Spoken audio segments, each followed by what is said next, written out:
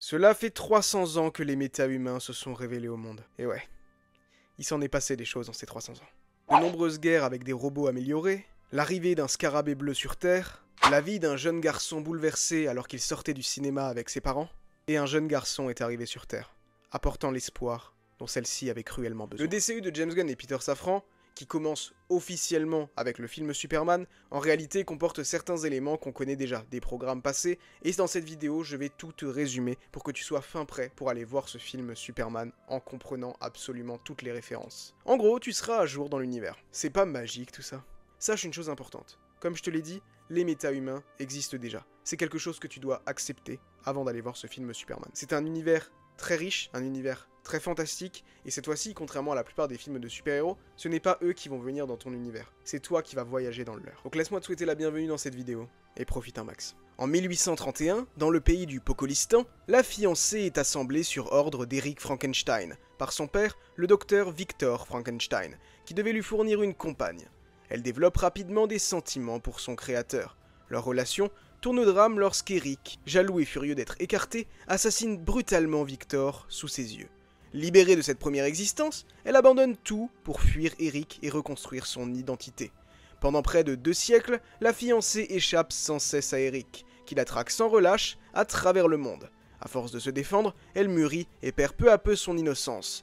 D'un tempérament initialement doux et curieux, elle gagne en sarcasme, en violence et se forge une carapace de muscles. Et petite anecdote très intéressante, durant cette traque de la fiancée par Eric Frankenstein, un personnage apparaît. Le personnage de Sammy dans Scooby-Doo. Ouais, on peut dire que le personnage de Sammy, et donc peut-être de Scooby-Doo et de toute la bande, a existé dans le DCU. Le XXe siècle a connu de nombreuses guerres, dont 2 guerres mondiales. Et durant la Seconde Guerre mondiale, un guerrier mécanique s'est distingué, G.I. Robot, avec pour unique directive l'élimination des forces nazies. Il servit au sein de la Easy Company, sous le commandement du sergent Frank Rock, participant notamment au débarquement de Normandie et aux campagnes européennes, où il tua plus de 1000 ennemis et forgea un lien d'amitié avec ses camarades humains. Après la victoire alliée, G.I. Robot se retrouva en survie émotionnelle, n'étant plus en situation de combat. D'abord exposé lors d'une tournée de propagande, il fut ensuite récupéré par le docteur Will Magnus pour ses recherches robotiques, posant les bases du projet Metal Man. Et après, il vagabonda de droite à gauche, jusqu'à finir dans un magasin de prêteurs sur gage.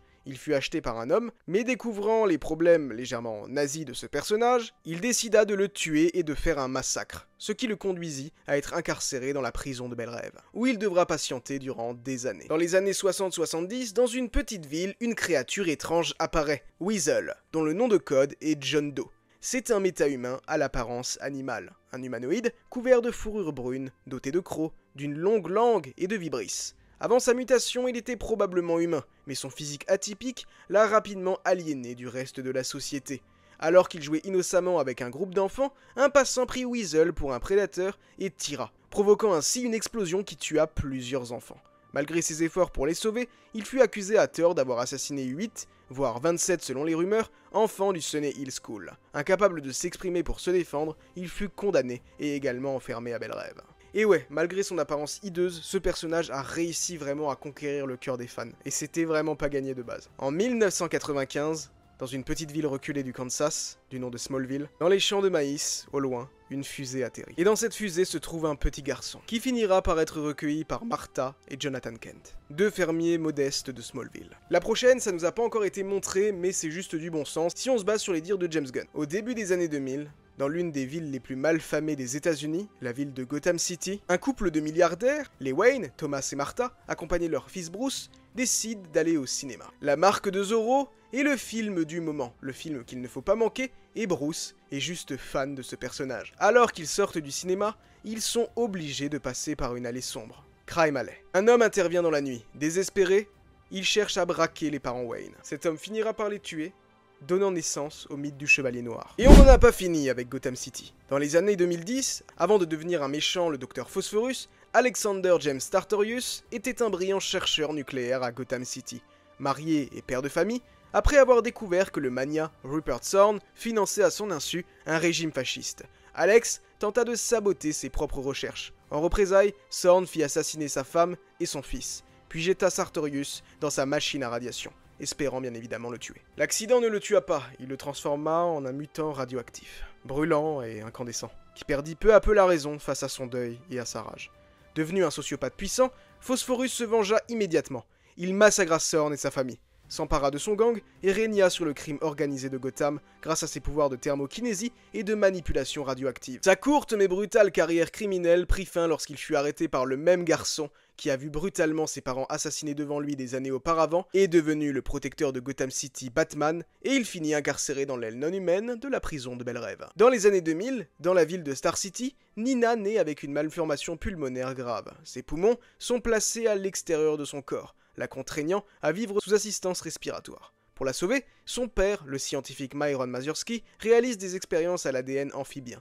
Nina devient un hybride humain-amphibien capable de respirer dans l'eau mais dépendant d'un casque rempli d'eau pour survivre à l'air libre. Au fur et à mesure des années, sa transformation la rend rapidement cible de moqueries et de violence. Après la mort tragique de son père dans les années 2010, venue la protéger, Nina est considérée comme un monstre et condamnée pour homicide. Elle passe ses jours enfermée à Bel Rêve, incapable de prouver son innocence. En 2021, la directrice de l'agence Argus, Amanda Waller, forme 2 équipes de la Task Force X, connue également sous le nom de Suicide Squad. Elle est composée de détenus de Bel Rêve, prêts à tout pour obtenir une réduction de peine, et un petit peu obligés. La première escouade, incluant Harley Quinn, Javelin, Weasel et d'autres, est envoyée en diversion sur la côte sud du Corte Maltese, et massacrée presque intégralement.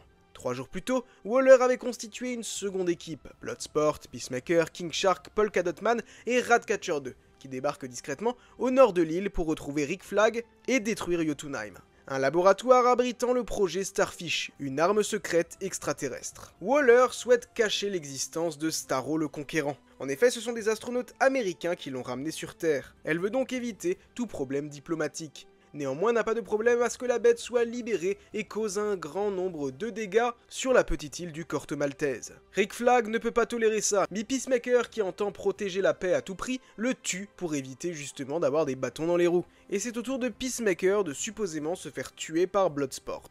Notre équipe se retourne contre les ordres d'Amanda Waller, libère définitivement la créature pour la neutraliser de l'intérieur grâce au rat de Ratcatcher. Leur action sauve la population, mais laisse la ville en ruine. Ils font chanter Amanda Waller pour justement obtenir grâce. Si jamais elle ne les laisse pas tranquilles, ils dévoileront à la presse les petits dossiers de Amanda Waller. Juste après sa supposée mort dans The Suicide Squad, Christopher Smith est rapatrié par Amanda Waller et contraint de rejoindre le projet Butterfly, une cellule d'Argus chargée d'exterminer des parasites insectoïdes, les papillons, qui possèdent des hôtes humains à travers le monde. Aux côtés de Léota Adebayo, Vigilante, Emilia Harcourt, John Economos et Clemson Murn, il infiltre des cibles supposées et découvre que certains de ses coéquipiers sont eux-mêmes des papillons. En parallèle, il affronte son passé violent et nous découvrons que Christopher Smith n'est pas réellement quelqu'un de si méchant, mais quelqu'un de profondément attachant et qui a subi un passé violent. En effet, son père, Augie Smith, est un suprémaciste blanc connu sous le nom de White Dragon.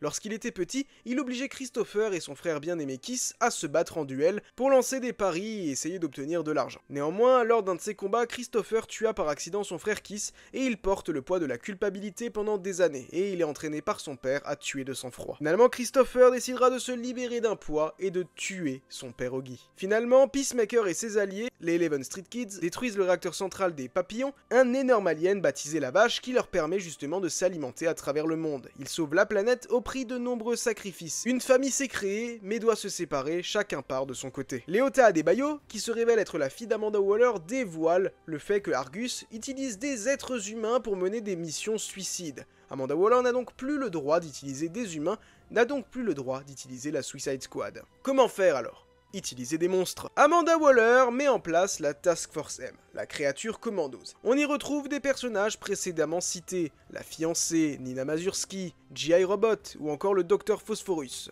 et également notre petit Weasel. À leur tête se tient Rick Flag Senior, le père du défunt Rick Flag. Leur mission ? Protéger la princesse Ilana Rostovik au Pokolistan des plans de Circé et de sa bande, les fils de Themyscira. Ils arrêtent finalement Circé qui révèle à Amanda Waller qu'il ne faut pas se fier à la princesse Ilana Rostovik. Elle lui montre une vision de futur dans laquelle nos héros préférés sont tous morts, et la princesse Ilana s'est alliée à Gorilla Grodd pour prendre le contrôle de la planète. Waller ne peut pas laisser passer une telle chose, elle décide donc de reformer la créature commandos. Mais Rick Flag Senior, qui s'est vraiment attaché amoureusement à Ilana, refuse. Il part de son côté pour prouver que Circé a menti. Elle confie donc les rênes de l'équipe à la fiancée, et retour au Pokolistan. En parallèle, Rick Flag Sr. rencontre Eric Frankenstein, qui n'a cessé de traquer la fiancée, et qui pense réellement que Rick Flag est amoureux d'elle. Ça cause donc un gros quiproquo, mais finalement les deux s'entendent, et s'allient, car ils y voient tous les deux leur compte. Cela les mène néanmoins à un affrontement avec Gueule d'Argile. Ils sont massacrés par le méta-humain de Gotham. Nina est envoyée pour tuer la princesse Ilana, mais va être alertée par Weasel. Nina se fera donc tuer par cette princesse. Les tensions s'arrêtent car Waller ne croit plus la version de Circé. Néanmoins, elle a été naïve sur ce coup-là, car c'est Ilana qui a embauché Gueule d'Argile pour tromper les États-Unis. La fiancée est dévastée et tue d'une balle dans la tête Ilana Rostovic. Finalement, ils sont tous rapatriés aux États-Unis et la créature Commandos est reformée avec un GI Robot qui avait soi-disant perdu la vie mais qui revient sous une forme bien plus gigantesque et de nouveaux membres s'ajoutent. On ne sait pas encore comment, mais Amanda Waller a perdu le contrôle de l'Argus et c'est désormais Rick Flag Sr. qui est à sa tête. Un peu de soleil et si on partait en direction de Palmera City. Jaime Reyes est un jeune diplômé d'origine mexicaine. Il a fait ses études de droit à Gotham City et il retrouve sa famille menacée d'expulsion à Palmera City. Il a été engagé brièvement chez Cord Industries. Il reçoit des mains de Jenny Cord une mystérieuse boîte contenant un scarabée bleu extraterrestre. Il fusionne par mégarde avec lui et il est conféré d'une armure biomécanique aux capacités extraordinaires et devient Blue Beetle. Il devient le 3e Blue Beetle, succédant à Dan Garrett qui avait réussi à rentrer complètement en symbiose avec le scarabée et qui a été suivi par Ted Cord qui malheureusement n'a jamais réussi à être possédé par le scarabée mais qu'il a utilisé pour créer une technologie. C'est le Blue Beetle le plus populaire de Palmera. Et également le père de Jenny. Néanmoins, Ted est considéré comme mort. Victoria Cord, sa sœur, a repris les rênes de l'entreprise et aux côtés du lieutenant Carapax, qui est le premier prototype du projet OMAC, ils poursuivent Jaime.